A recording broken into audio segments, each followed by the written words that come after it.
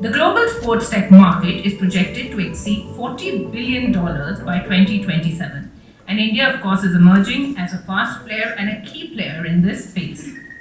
On the field, the impact is measurable. Studies suggest that wearable tech has helped reduce injury risk by 30%. AI-powered video analysis tools have helped improve decision-making by over 20%, and so on. So, of course, with this backdrop, we are excited to bring to you two thought-provoking panel discussions today. And to begin this proceedings for today, may I now invite Dr. Palak Sheth, the Director of Jio Institute, for the inaugural address. Dr. Sheth has been a driving force behind Jio Institute since its inception. A true institution builder, he has played a pivotal role in establishing several prestigious institutions, including leading the development of Pandit Deen Dayal Energy University. At Jio Institute, he continues to steer strategic growth and development, helping realize the vision of creating a world-class academic ecosystem. Dr. Sheth, can I please welcome you on stage? Good morning, everyone. It gives me a great pleasure to welcome you all to a Jio Institute's Sports Conclave Tech Set Go, how the technology is transforming Indian sports. Indian sports is at inflection point of a young country blessed with a demographic dividend, savvy in the usage of technology and growing aspiration that aims to transform into the sporting nation. Here I would like to mention our founder, Srimati Neeta Ambani, and her vision for fostering sports ecosystem, promoting sports at a grassroots level, and advocating for India's presence in a major international sports event like Olympics. This has imbibed in a Jio Institute's vision and commitment to offer a sports program, develop sports academy, and build a sporting. Recording in progress. Our sports program motto is to build a sports leader for the sector and contribute to transforming India as a sporting nation. I would like to extend our warm welcome and express our gratitude to all panel members here today, including Shri Viren, MD and CEO of OGQ, Prasanth Shanthakumaran from KPMG, Hina Sindhuji from, is a well-known Arjuna awardee and very well-known in her field. Sidhhant, Agarwal, who is awaited on the way in a Mumbai rain. He's here. Wonderful, wonderful. Arushi ji, who looks after the education, gaming and sports practice at Sri Amarchand Mangaldas, and Preeti Mehta ji from our RFYS. I would also like to mention that it is natural for this conclave to be shaped at a Jio Institute, as we are not only offering sports education program, but also we are the host for one of India's leading high performance facility for sprint, throws and jump.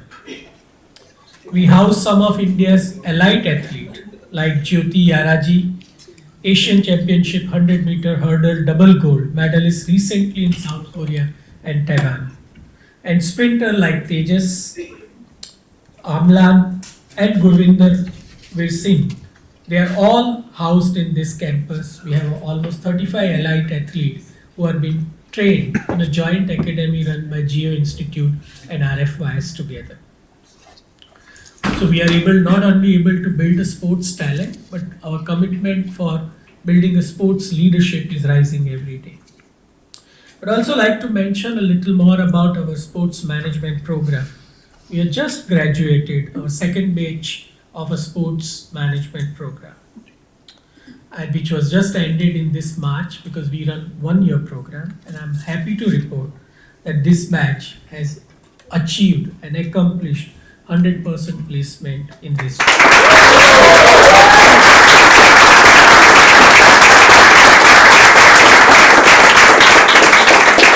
had around 22 companies evaluating their candidature in all sports domain, including consulting, marketing, sports league, fantasy sports, media, grassroots to allied athlete development, as well as fan engagement and analytics. And I am really grateful to all our recruiting partners, including KPMG, OGQ, SportVot, Grant Thornton, PwC, Dream 11, Dani Foundation, Bannett and Coleman, Sports Interactive, Go Sports, Sports Village, FC Madras, Kerala Blaster, Imagika Entertainment, Sports Gurukul, Pro Panja League, ITW, Universe, Meraki, Step Out Play, Stupa Analytics, and 656 and Mumbai City FC. Thank you very much. As we always say, we wanted to build a sports leaders from this institute. So our program is always for industry, run by industry leaders and engaged program where all industry leaders like you come and share your experience. Thank you very much again for being here. I'd also like to mention sports is a dynamic ecosystem, and hence we wish to keep innovating and pushing boundaries in terms of bringing cutting edge knowledge, tools and framework to our sports management program. With a view to achieve this, we are also updating our sports management program for next 3 years, which will be largely focused on sports analytics and AI, emerging areas in sports, sports marketing in digital age, and sports governance and leadership. And we are going to approach the entire industry very soon for getting their feedback on this draft curriculum to make sure that we are able to develop a leaders for tomorrow. Jio Institute is also an initiative, philanthropic initiative of Reliance Industries Limited and Reliance Foundation that strongly believes in positively impacting the local community that we operate in. Towards this goal, we also integrate society into our mission, and we regularly offer a vast sports infrastructure for a district, state and national games here. And I'm very happy to share that in the last year we had almost 700 plus community sports people are being trained on this campus time to time. We also offer the campus to under 14 girls cricket tournament for Raigad district and Mumbai district. We also host a national throw championship here, and several of such things are in offing. Every day morning we have around 100 to 160 community sports athletes who come and get also use this facility, because we wanted to make sure that we are able to develop that sports talent in the community itself. Lastly, I wish to share my joy welcoming you all participants, those who have joined physically and digitally today, to this short but meaningful discourse over the next few hours or so.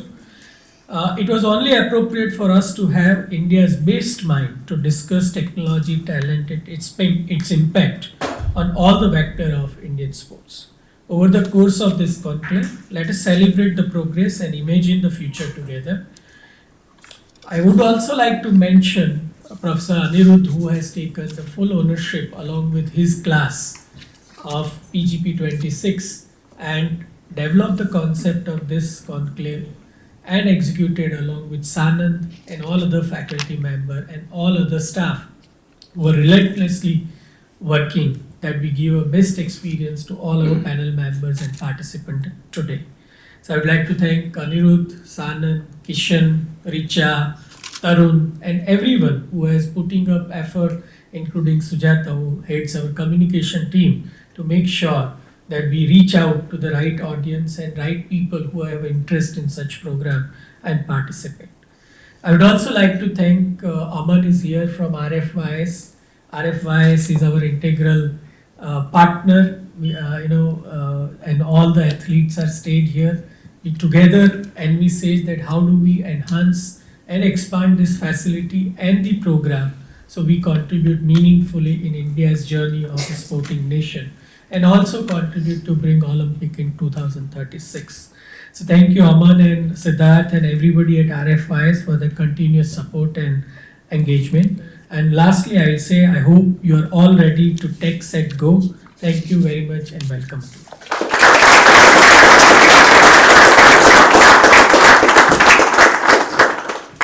Dr. Sheikh, for that.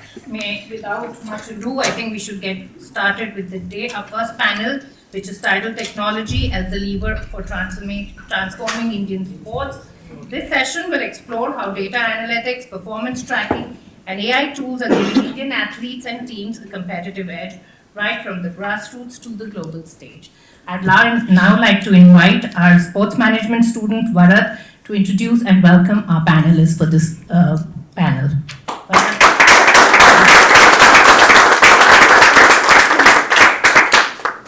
Ladies and gentlemen, today we have three distinguished people who cover every part of Indian sports.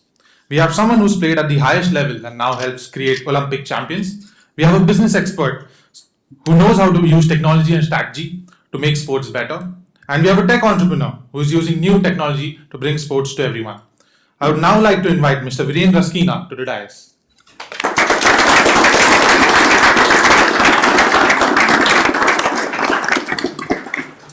Our first panelist is an Arjuna awardee who represents the full arc of Indian sports, from playing for the country to shaping its future.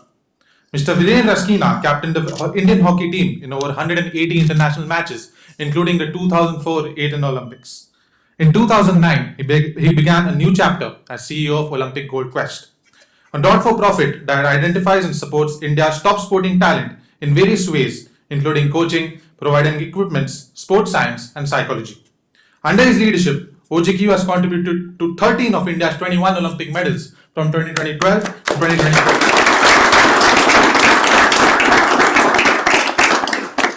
And an outstanding of 25 out of the 29 Paralympics medals at Paris 2024. Now I would like to invite Mr. Prasanth Shanthakumaran to the dais.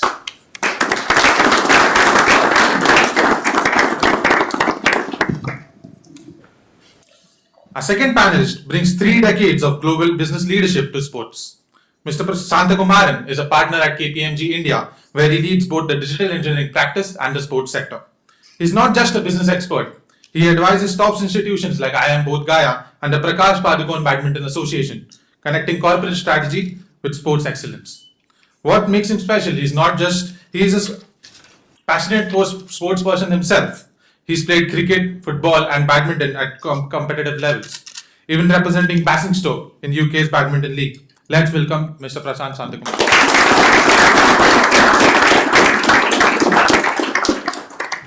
Now I would like to invite Mr. Sidhhant Agarwal. Our third panelist is changing how we watch sports in India. Mr. Agarwal, founder and CEO of SportVot, is making it possible for anyone to watch sports online using new technology. In just 3 years, his company has streamed over 3 lakh sports events across India, Australia, and Europe. With 13 years of experience working at Oracle and building gaming platforms, Mr. Sidhhant is now helping people watch local sports from anywhere in the world. Let's welcome Mr. Agarwal.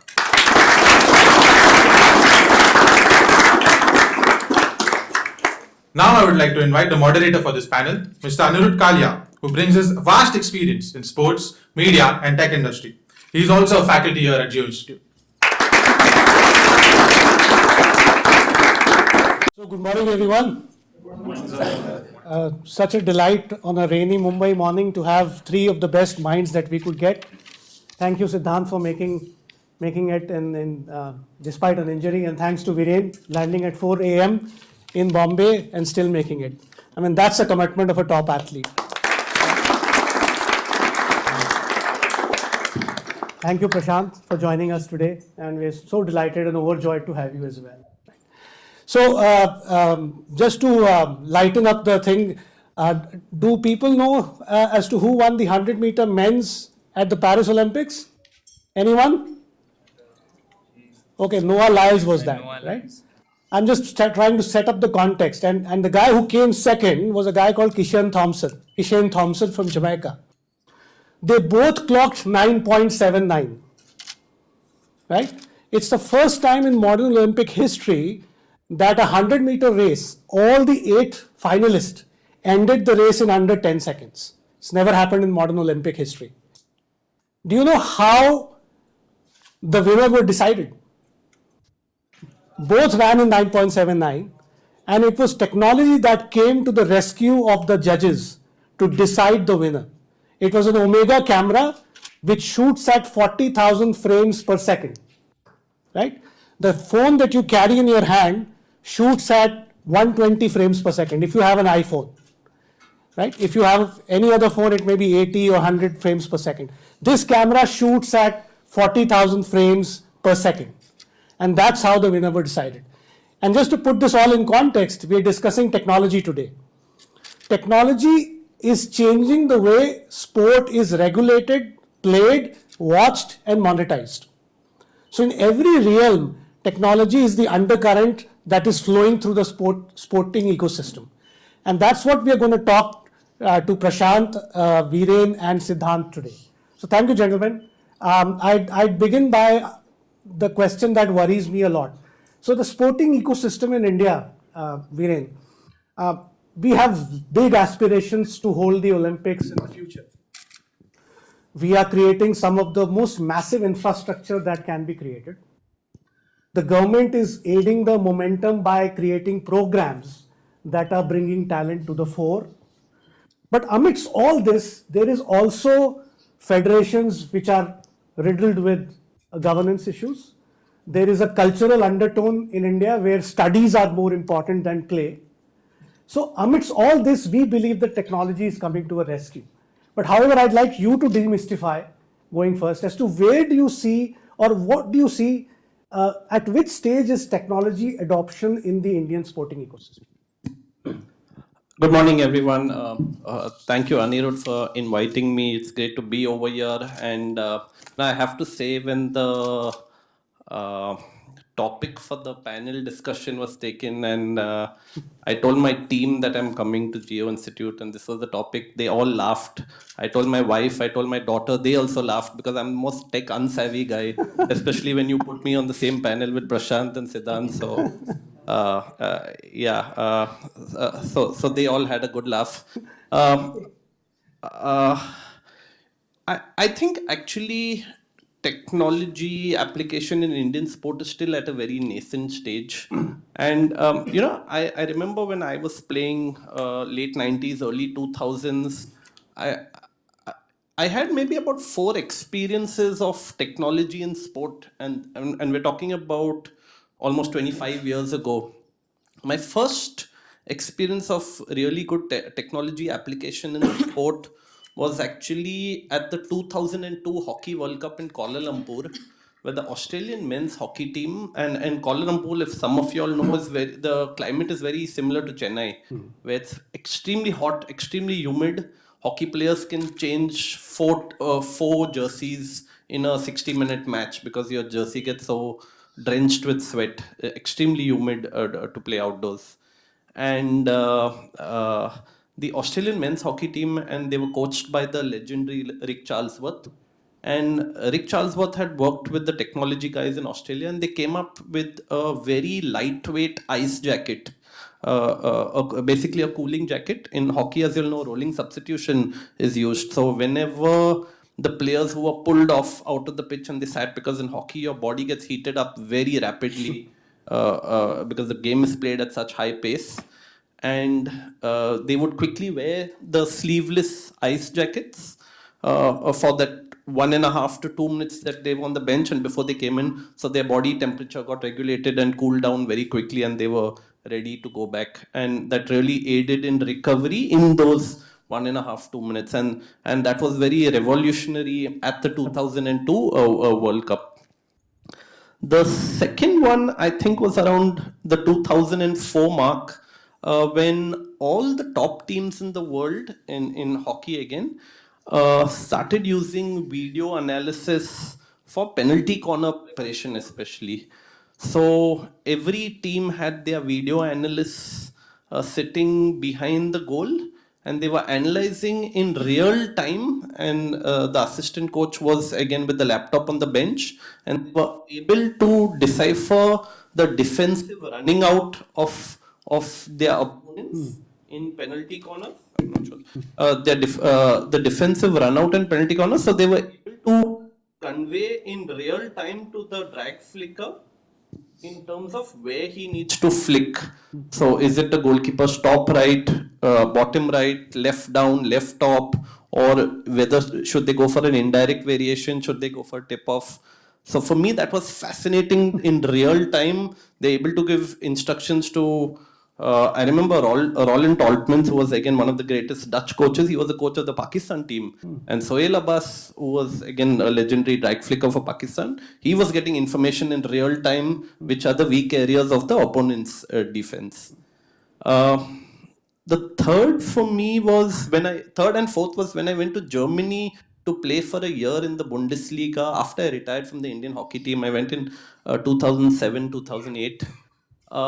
So that time when I arrived so I was playing for a club in Stuttgart, and we were doing our pre-season endurance testing, and that time, so one of the tests were you are running around you do 6 rounds around a 400-meter track and within a certain time, so you're running at pace, and at the end of every lap the doctor would prick your earlobes and do your blood oxygen testing, and they would check your recovery. Again, until then, now it's common, and you would see even Premier League teams doing this in off-season fitness testing. But we're talking about 2007, and the Germans were already using it at that point of time. And I think fourth is again there itself at my Stuttgart club. Imagine my club team. The quality of their video analysis. So when we were preparing for matches, every single member of of a 20-member squad, before every match, the video analyst was so good and so quick and understood the dynamics of hockey so much. We would get a 90-second video on what we had to watch, which was relevant to my position. So if I am a defensive center half, I'm generally marking the center forward of the opponents. So I would see all the strengths and weaknesses of the center forward. I know exactly the type of goals he's put in the previous game, what he does in certain situations. So I'm able to counter that. Or maybe areas where I should be passing the ball in crucial situations of the match, gap areas where defensively the opponents are weak, etc. So, and even for the Indian team at that point of time, our video analysis was what we would watch a full 70-minute match. At that point of time, you're so exhausted after 7 hours of training a day. I can assure you, everyone was sleeping during a 70-minute video session, which it's hard to analyze when you're watching for 70 minutes. While there, it was literally never more than 90 seconds. The quality and sharpness and the analysts understanding the requirements of the coach, what the coach wanted, translating it to the players. So one thing is about usage of technology. The second is, I think, very important is that coaches accepting it and compliance of players in implementing it, because now there are many athlete management softwares, but it's about implementation. Every athlete management software will throw up 100 parameters, but you need to figure out the 5 or 6 which are relevant to that sport, which you will get full compliance from coaches and athletes, and then use that to actually change the way how you train and prepare and then implement in matches. So we're still, I would say, at a very nascent stage. You would see, I think actually in the broadcasting space, technology is used a lot. Coaching in India, hockey is actually one of the sport where technology is used in a big way, especially video analysis. I would say more than football. Cricket also for bowlers to see weaknesses of batsmen. I think some of the top elite athletes are using a lot of variables these days, but I would say very, very few. If you go one level below, no one is using. And I think because technology is still expensive, the software is expensive, the variables are expensive, there's not full adaptation and compliance and buy-in from coaches at the moment. So we still have a long way to go. Okay. Prashant, coming to you. So what are your thoughts? I mean, do you think technology has visible aspects of fan engagement and broadcasting which hit at us? But are there other areas that you're seeing deployments in? Yeah. First of all, thanks for inviting me to this. And I was hopeful of playing football in the morning. It didn't happen, but look forward to that next time. And you mentioned about the 100 meters race. I was at the race in Olympics.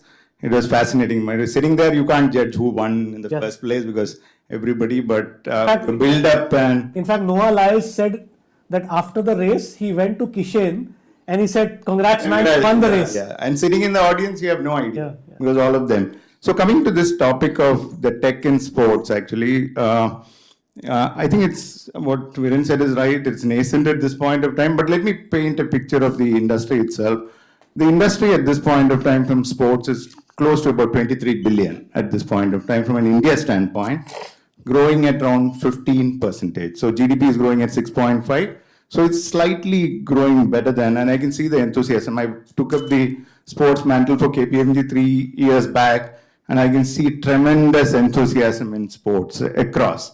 And coming to the tech side, tech is about 2.7 billion, about 3 billion you can put if you want to. And that is growing at maybe much higher, faster pace actually. So I would say tech is growing big, but is it still nascent? I would say it's nascent stage. Now, if you break up the tech into multiple areas, where is tech being used? Tech is used in all the management side. You have software around that, you have ticketing systems, you have fan engagement. So you have tech around that, that is one. Then you have core sports tech, for example, Hawkeye, then you have goal line technologies, VAR getting used. So that's the second level. I think a lot of things are used in that side, so that's the second. The third is actually about sports science and a personal usage of tech. And that is, I think it's coming in, and Viren was correct, because a lot of people don't use it. If you ask any athletes they just hesitate to use it to the level they want because they don't see the improvement coming up also. And the coaches also don't advise them. So there is but if you look at international, a lot of people are wearable at an individual level. A lot of, I know I'm still wearing a traditional watch, but most of you would be on that side. So the fourth area, which is big and which is done really well, is the data analytics side. So every area, data analytics is the underpinning side, and I see tremendous opportunities. So I have somebody who used to do analysis of European football sitting in India. They're looking at scouting and they're looking at pass percentage and all that stuff. So you have data analytics across. I just want to kind of summarize on one thing from an India standpoint. India is heavily cricket dominant. 85% of the revenue, sponsorship, all that happens. That is one part of it. So if there is, cricket is advanced quite a bit. Post IPL, lot more. You see an IPL match, you can set every data, and it's cutting edge data for analysis. They project it, media is using it. So cricket, but the rest of the side, which is where India needs to build up a lot more, and that can percolate once sponsorship comes up. Viewership, directly relating to any sports is relating to viewership. Number of people watching it, sponsorship comes in, that flows into the sport. So I think other sports, a lot more need to be done. Cricket, I think we are good and a lot more too. We can do a lot more, but definitely it is up there in the world sphere. So just to summarize that. Thank you. Thank you. So Sidhhant, coming to you, you do something which takes sports to every nook and corner. Your team has streamed or broadcasted more than 400,000 matches across 5 countries. In what way do you think that is technology growing sport, or are we only watching the games that were not available to watch earlier? Firstly, thanks for getting me here, literally getting me here. Technology is, I guess, technology is still a cost for sports bodies in India, especially. Everywhere it's a cost. Nothing comes free. Now, if you're talking about sport and technology, basics, we still are struggling for basics at the lower tiers of sport. And as Prashant was saying that 15% of revenue is on the other 55. Everything else. 55 odd disciplines of sports that are sort of officially recognized. So if you ask me, when you said that is technology helping these games that were not visible to us come out? Yes, it is. Because I remember when we started, we did this sport called Sepak Takraw, and I did not know that sport, and then for the first time we thought there's a sport, and there was some local association who asked us how much will it cost to film this. I said 5,000 rupees. Like, are you sure? So that is like democratization is a word loosely used, but technology can make that happen. But still, it's a cost. Whether spending that 5,000 for the sports is making them earn or commercialize it better, maybe yes. But I think still technology and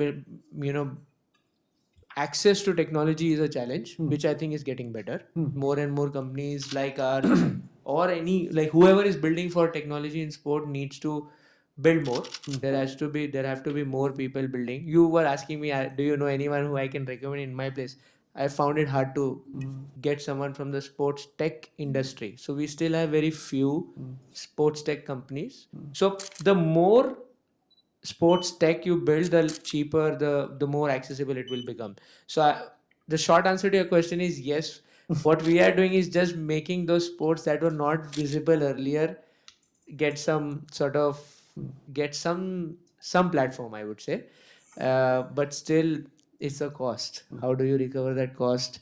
Of course, I can go down into how people are recovering it, but that's it's an important aspect. You need to understand that it doesn't come free. So for those of you who do not know what SportVot does, just a very, very quick summary for you. If you want to broadcast or stream a match, any match, badminton, tennis, cricket, football, anything, today you need a commercial grade camera, you need a PCR, you need mixing equipment, and you need high connectivity, high bandwidth connectivity. That's why smaller matches don't get covered. SportVot has innovated the technology using cloud-based production, remote commentary, remote graphics, and a 2-camera, 4-camera, 6-camera setup that can be done by a simple camera, and all of it comes together in the cloud and beamed out. By doing that, they are able to broadcast or stream simple small matches. Even your gully cricket or even your society cricket tournament can be now beamed live with graphics and commentary using SportVot technology. They've just entered Australia.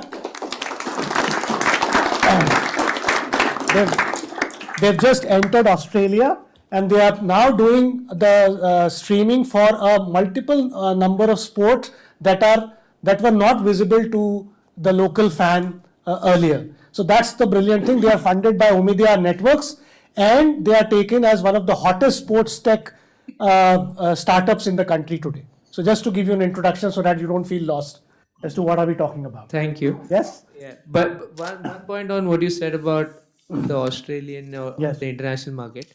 The amount of money that there is a I wouldn't say it's a law, but it's a mandate where contact sport has to be filmed at all levels. Okay. So you have rugby, you have Aussie footy, which is heavy. You have American football in the US, where you have to sort of have records.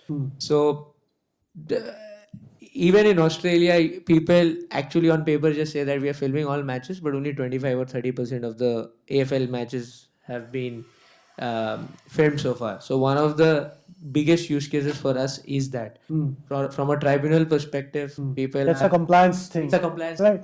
Yeah. So one thing that I want to ask, and maybe Prashant, you can start here, is that if technology is a cost on the P&L, on the debit side, and everybody views it as a cost, why is the government not changing the levers and saying, okay, technology will have to be mandatorily implemented by the foundations, by the elite development companies? Why is the government not taking the lead on that? Yeah, so I think sports from an India standpoint, just to set the context again, we have only about 5% or less engaging in sports and fitness. So, and I've been telling, we work with the government also to say that if we get that to 20%, which is the typical figure for US and the Europe, and you will be surprised 60% of people in Japan for example, engage in sports and fitness, your healthcare budgets can go down considerably. If sports picks up really well, healthcare budgets for every state and even from a national viewpoint can go down considerably. I think that is what we have been driving. But you know the situation in India from a standpoint. Again, BCCI is very powerful. They make a lot of cash, but rest of the association badly managed. The second thing I find as an issue is that this is what I have been telling in many forums is that India sports is a state subject. So every state decides what they want to do. They can regulate. Dream 11 can be banned in some places and all that. It's not a national subject. So what, at least for a few years, I think the center needs to take hold of it and give it a direction. It's happening to some extent under the current minister, but the states decide, and some states decide in a different way. So if there is a uniformity in that action, it'll really help in terms of center giving directions. And I know OGQ and all works in terms of getting more medals in Olympics. How can it be all orchestrated across? And some states where there is talent can be. That is the second aspect of it. Coming to the usage of technology, I think that's the last lever that people are looking at this point of time. So they want to get their base stuff done. Look at the budget. Every state spends about 300 crore, 400 crore is the state's. The national budget is 3,000 crore. So I think how much of this can be allocated to digital, I think it's not top of mind right now. Can it change? It will change. For example, we were talking to Tamil Nadu government. And they're pioneer. In fact, if you look at the infra, they're one of the top, Orissa being another one. And there we are telling them that use tech to do spot talent, do events. I think at least the ideation is there right now. It'll take some more time for that to happen. My only hope is corporate jumping in. I'm serious that corporates like Reliance, JSW, Tata's, they can spend a lot more other than the CSR fund into sports, and they can look at technology. Privatization of sports, because US government doesn't have a sports, even a ministry of sport, but they're the biggest market. So can we use that from an India standpoint? That's a big thing to do.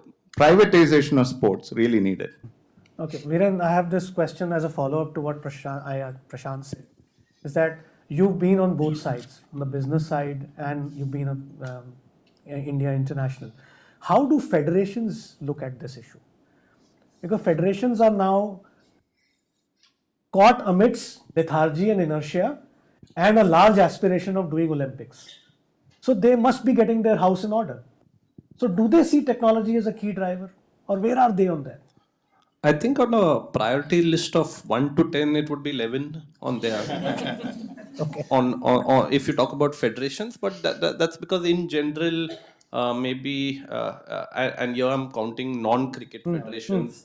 There would be 4 or 5 federations who are good, forward-thinking, proactive, etc. Most federations have yet to get the basics in place. So I would call technology for them as a luxury. And when I talk basics, I'm talking about they have to get their coaching structure in place, their junior program in place, the grassroots program in place, the equipment. Then you talk about basic sports science, your physios, your SNCs, your nutritionists in place. So technology is way down the pecking order as of now in the current state. Having said that, I am confident with the way Indian sport is progressing. We are definitely getting there. I think there's such an opportunity so I work in the space of elite sport and elite athletes. And just as an example, I think on the coaching front, with the kind of data available, take my sport, hockey itself. Today, every team member in the Indian men's hockey team, women's team, in the national camps are playing every training session with heart rate monitors. So most of them are wearing wearables. So they are looking at skin temperature, they are looking at their blood oxygen levels, they are looking at I think with the athlete monitoring softwares, they're looking at your quality of sleep, quantity of sleep, hydration, fatigue for training. Take, for example, I've come in at 4 in the morning and so I've slept about 4 or 5 hours. But if an elite athlete, and very often elite athletes, and this is practical examples, right? A Ronaldo would be one of the busiest athletes in the world in terms of his commitments off the field.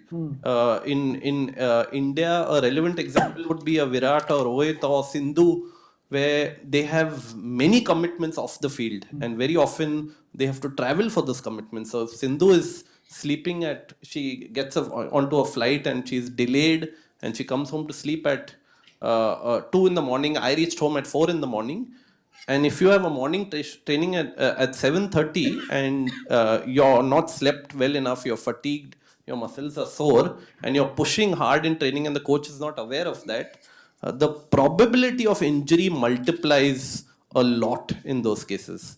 So I think from the coaching perspective, with the kind of data available, video analysts, and for coaching, I'll tell you, for hockey, like I said, because of heart rate monitors, we know speed, we know acceleration, we know endurance, we know heart rate levels, and very often at the highest level of sport, it boils down to the fourth quarter in the 59th minute, when your heart rate is at 180, 190, can you make the right pass? Or can you receive the ball in the D area and score? And you'll get split seconds. Is your heart rate under control? Can you maintain calmness under pressure at that point of time? Or in a badminton match, again, it's 19 all, 20 all in the third and final game. And again, your heart rate is going to the roof at that point of time. At that point of time, can you hit the line? I think so one of our para badminton players, by the way, at the Paris Olympics, he was averse to using wearables because he was just slightly concerned on confidentiality of his data, etc. And we finally convinced him that let's try it for a trial period and see what we can do with his heart rate data. We realized that his heart rates during training session were nowhere close to his heart rate during third set of matches. Okay. Which means we were not training right. He was not, the rate of perceived exertion in training was high, but it was not the actual exertion during matches. And then for 6 months in the lead up to Paris Paralympics, they pushed him in the zone of extreme discomfort in training sessions, where heart rate was going in training sessions to what he would probably witness if matches went to the third game right till the end. At the Paris Paralympics, he saved a match point at 19-20 down, and he eventually won the gold medal at 22-20 in the third game at the Paris Paralympics. And later on, he felt I had trained for it and I could implement. And it's just come due to simple wearable technology, which was researched, which was analyzed. And Prashant talked about data analytics. I think the one thing I worry about is actually who's analyzing the data and how much they understand sport. Because we tend to see pass percentages.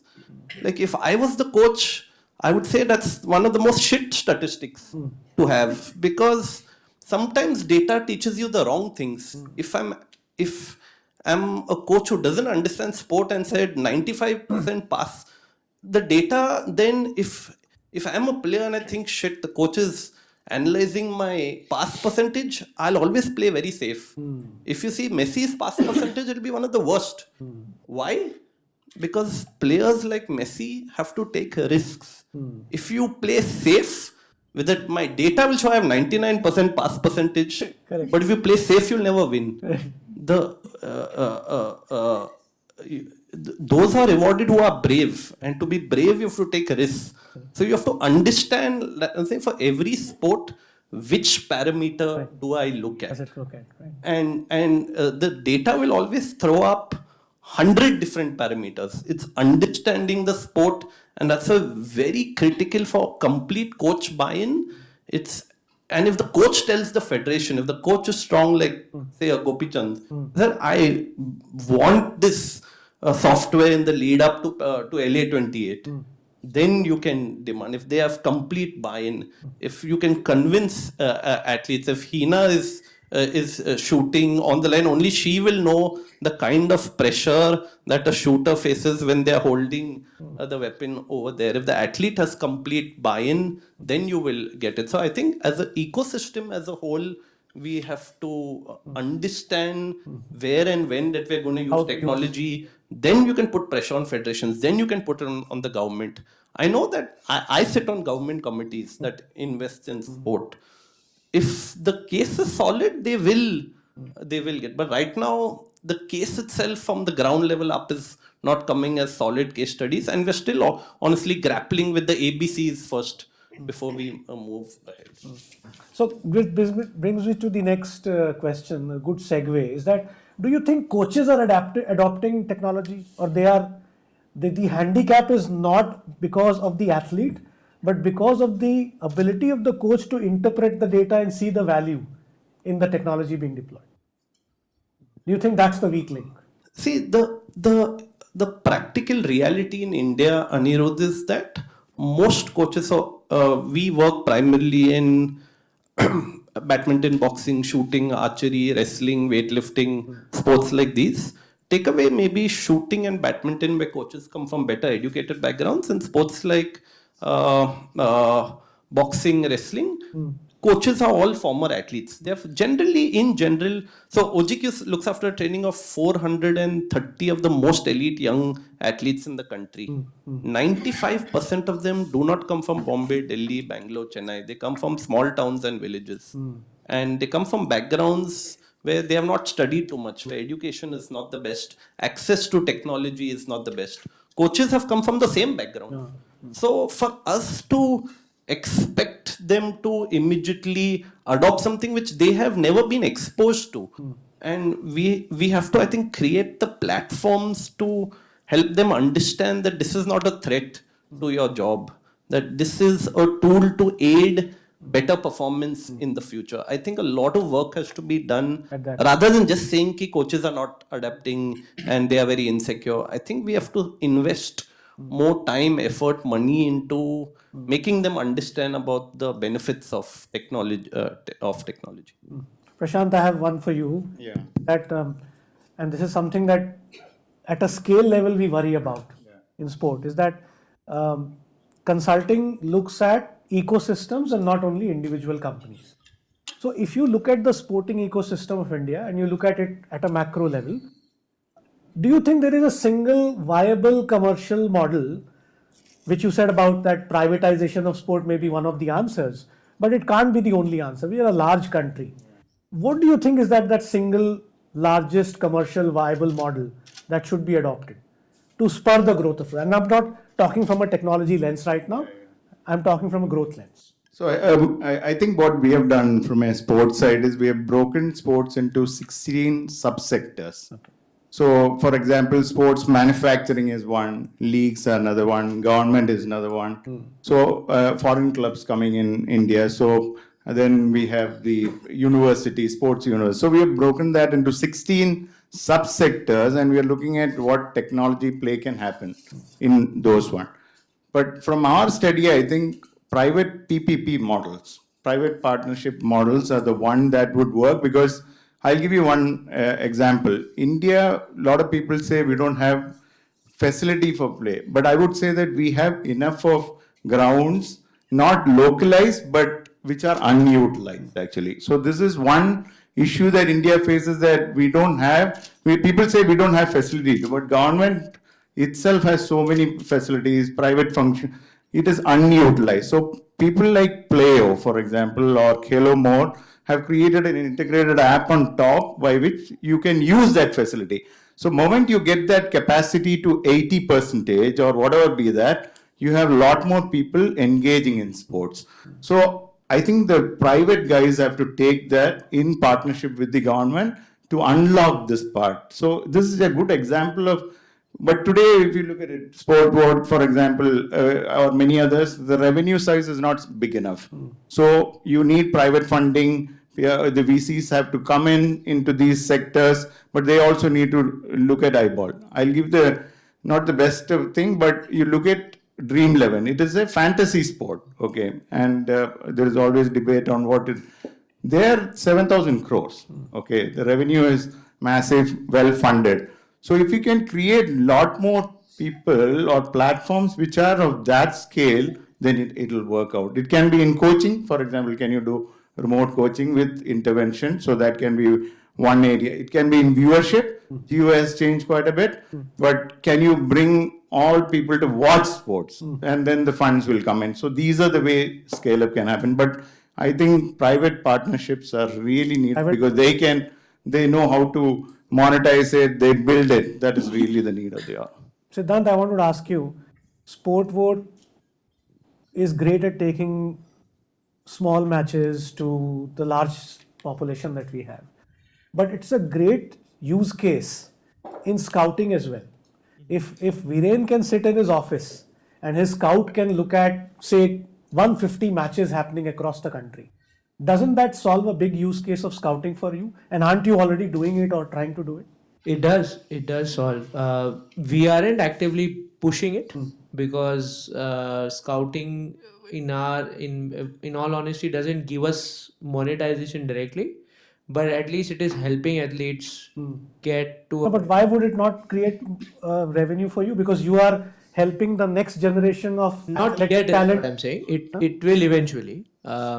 Not yet. We are in a position right now where people, like we all were talking about, it's 11th in priority when it comes to using technology. So talent discovery and spotting today is still very much unstructured. It will take time, and you have solutions, you have many other solutions, not just we are. It's a byproduct for us. Of course, we started off as a focused talent ID platform, but now it's become the other way around for us. There are athletes who found better clubs. There are people who we know who have gotten jobs, who have gotten the classic example is in Kabaddi.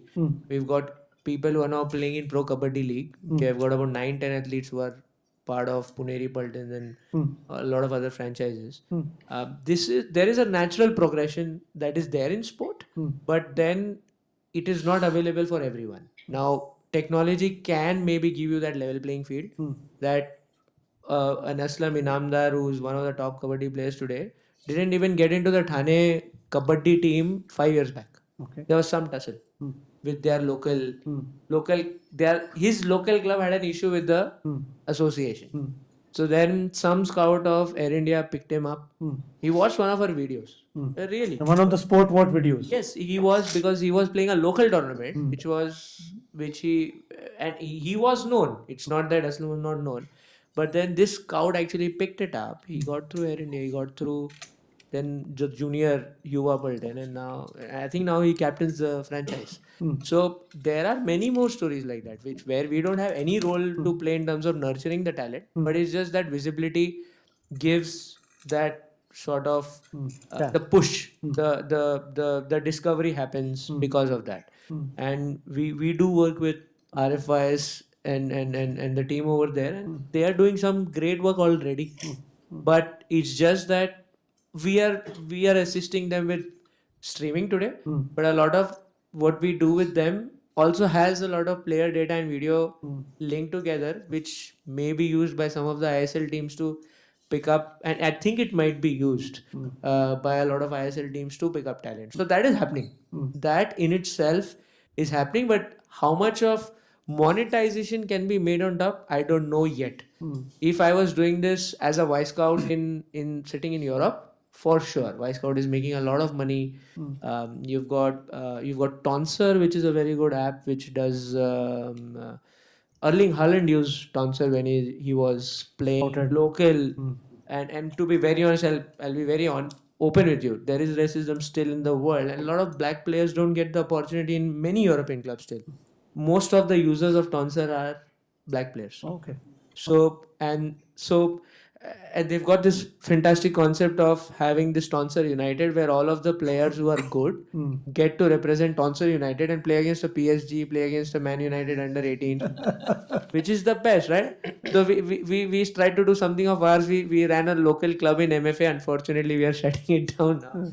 But we did that. We had a lot of young athletes that were scouted in our tournaments, and we just said that, chalo, dal do ek team. So there are technology will play a role in talent scouting. It is playing a role, and I think discovery is one of the best ways to bring that into limelight. Like, you have stories created around athletes, and then it's hard to then look the other way. You have to look at the athlete. So it is, but then for a company to keep doing that, how rewarding will it be is the second question.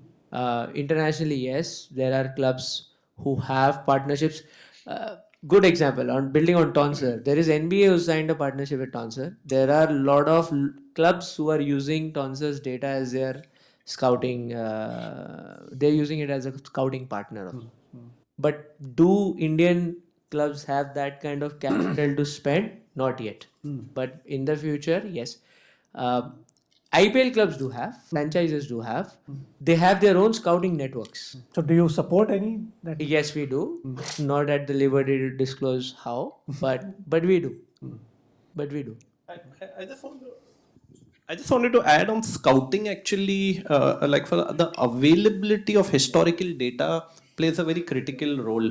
And I think Hina Sports website, which is the NRAI, has great data on the website. If you type in an athlete's name, you'll probably get their competition data analysis from a competition that they played 10 years back as well, which is again historically to compare trends, performances, improvements, whether performance has gone up, gone down, etc., to compare other, say, a 14-year-old 10-meter air pistol shooter. I think it's great. So I think a lot of scope for many other sports where data can be objective, say swimming or athletics. There are maybe more than 45 events. World Athletics, by the way, is also a great website where there are excellent case studies of again showing trends and performances over a period of time. But I just think that there's lot of scope to have a national repository database where we can get much better data, because then that will make the whole scouting process much more credible and structured. Right. And then the biggest aspect for clubs is that differentiator, and this is your differential, how smart you are with spotting talent early. And there are, as Viren said, there are a lot of sports that we've worked on. We've got athlete data for the last 5-6 years. And it's very well you can literally see the journey and progress. It's very well documented in certain sports, of course not in all. Certain sports, very certain athletes, we have it quite well documented. And if you are really going to players' profile, literally look at what stats, what tournaments these guys have played, and fortunately we have the video to back it as well. Back it up. So for any platform, I think one of the struggles for Indian platforms today is that they don't have enough historical data. Even a lot of I know fantastic football scouting, football analytics platforms in India, but when you try to compare it with the international ones, they will always fall short, because your instats of the world have so much of world data that it's so easy to compare players. Like if you're looking at a left back at an elite level, you have 100 left back options. You'll need those comparison matrices along with you, so that you are able to pick three. Whoever comes the cheapest, you might then go for that. That Indian platforms will need to really catch up, go aggressive, build that database, and then compete at the global stage. Because I think even though opportunity is in India, but there is a lot of opportunity for Indian sports tech to export. Build these platforms, yes, share data, and really export technology. So what Sport Radar does with match data, you do something with scout data. Absolutely. Right? And I don't know how, like, we do work with SportRadar a bit, but I don't think they are into scouting. They are more focused on odds and monetization of data through different routes. But they are one of the largest holders of Of data. the data in the world. Yeah. So we have a very interesting question here. We have one of our faculty colleagues, Dr. Kalyan Tadepalli, and he has sent a very interesting questions for the three of you. He's actually looking at the flip side of technology. He's saying, and I hope he's in the audience today. Okay, hi Kalyan, you're on. Thanks for coming, man. So the Kalyan's question is that how do you ensure that in this data-driven world, the athlete's intuition and mental toughness continues to play a role in his success rather than data analytics and technology making him so dependent on data that he loses his killer instinct, right? And no data would have predicted that Carlos Alcaraz will do what he did 2 weeks back. Yeah. So, any thoughts on that, Prasanth, Sidhhant, and Viren? Yeah, I think we alluded to that data has to be used in the right way, and you can't over-dependent, even in the corporate side. When we look at performance at the end of the year, I'll just give you can never completely go by data. You'll have to look at how much of effort has been given and all that. So similar to that in the sports side, data is there, but I think if you ask some of the coaches, I work with PPBA, and you ask what is happening to that athlete, it is those situations where they can really bounce up and play, and that is not to do with data and all that. But from a general performance standpoint, I think it will still matter to use that as one of the levers for you. It can't be everything, but you should use the data, you should use variable, those things which will aid you, but not dependent on in it completely. So like I was talking to our high performance director who couldn't be here today, but he shared a very interesting insight. He said, when I show data to my athletes here in this building, sometimes the data starts governing them. Yeah. And that's where he said, that's what I'm very scared about. Yeah. That data shouldn't start believing that I feel tired because the data is telling me I'm tired. Yeah. Right? I think athletes also sometimes go through those phases that is this stifling me in my own performance, and they just don't want to use it. Then the coaches decide accordingly. I think it should not be over-reliance on data, but having so much of data variables, I think it should be aptly used for you. That's my... I think the most sports is all about decision making under pressure, and I would say someone who's a good coach will teach an athlete to make decisions on their own, because when you go out there on the field, it's very easy to say from here ki use data. At that point of time when your heart rate is at 190, your mind stops functioning, and and when you're extremely exhausted, you're tired, that time you have to have the courage and the ability to take decisions on your own. So in this case, data should be used as just an enabler. It should not be a crutch if you don't have it. And I think it's super important in many sports, say in boxing or wrestling or hockey or football, to be creative and to be able to disrupt the other team, and for that you have to learn to be unpredictable, and you have to learn to go against the data. Against the data, right. And I think I would place a lot of emphasis on players who have the courage to take a risk under pressure, and always go against the data.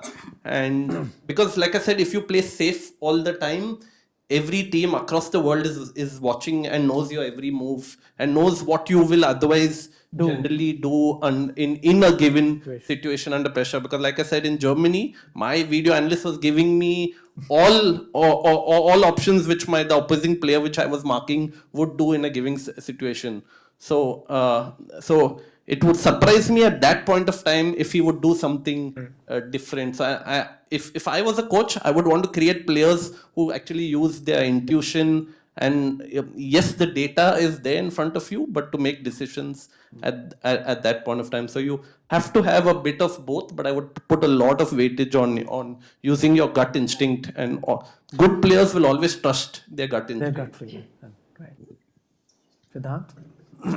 Nothing much to add. I think Viren is got much more experience in this. But one thing I feel is at elite level, that's the differentiator. I think your mental toughness is what differentiates. I think all players are equally talented at once you make it to that top tier. Correct. Right? So coming back to the 100-meter finals, I wasn't there at the race, Prashant, but I'm a big fan of sprinting, and I keep reading. And so Noah Lyles was asked for the information of the audience. The 100-meter Olympic champion was 8th when the starting blocks happened. He was 8th. And somebody asked him after he won the gold medal that from 8th you came first. What happened? What was your mindset when you started, when you had such a bad start? He said, I still had 95 meters to go. That's human potential, right? I think in that time, you really don't know what's happening. It's just kind of boom and finish. Correct. So I have one question, one interesting one from a student. One of our students from sports cohort, a guy called Jayesh Parmar. Jayesh, are you here? Yes. So very interesting question, and I won't bother him to ask that. But he said, with all this AI and data analytics and athletic performance and talent scouting, how do we ensure that grassroots athletes from rural or underprivileged backgrounds do not get left behind in this revolution? It's something which touches the work of all three of you. I think this alludes to the point that I made in the beginning. Like how affordable can you make technology? Democratize. Yes. If you can, today smartphones have 120 FPS camera, I don't know, 240 ho jayega 5 saal mein maybe. So you are able to build and I think the rate at which AI models are shipping updates and products today, I don't think it is that big a challenge to have access to this technology. So, but then it has to be affordable. So I think in India, affordability is the challenge, but I don't think it is going to be that far-fetched. This is only going to get cheaper. How 30 years back you had Java as a programming language which came and like now today every programmer has to know that. I think a lot of AI models eventually will become that you are just assembling things. Like code became no code. Code became no code. AI would become like a staple. It would become plug and play and it would become cheaper. The technology will become cheaper. It's not going to get expensive. Somebody gave me a great example the other day. He said, technology will become like Lego blocks, Anirudh. You should know how to join Lego blocks. Maybe, yes, you're right. So I think it is not scary, I feel. It is, if you can make it affordable, it is probably the reverse of it. It is an opportunity, I feel. So I think affordability will take care of underprivileged, 100%. not getting under. In fact, it's an opportunity. It will give them more opportunities.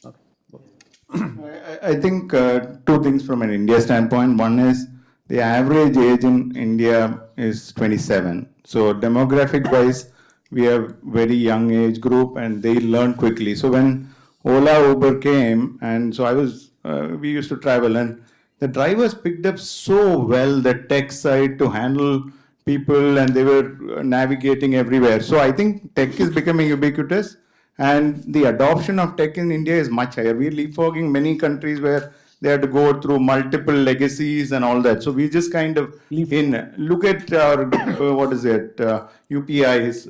We pioneered it. I see tremendous opportunity if we can make some breakthrough here where we can connect everybody.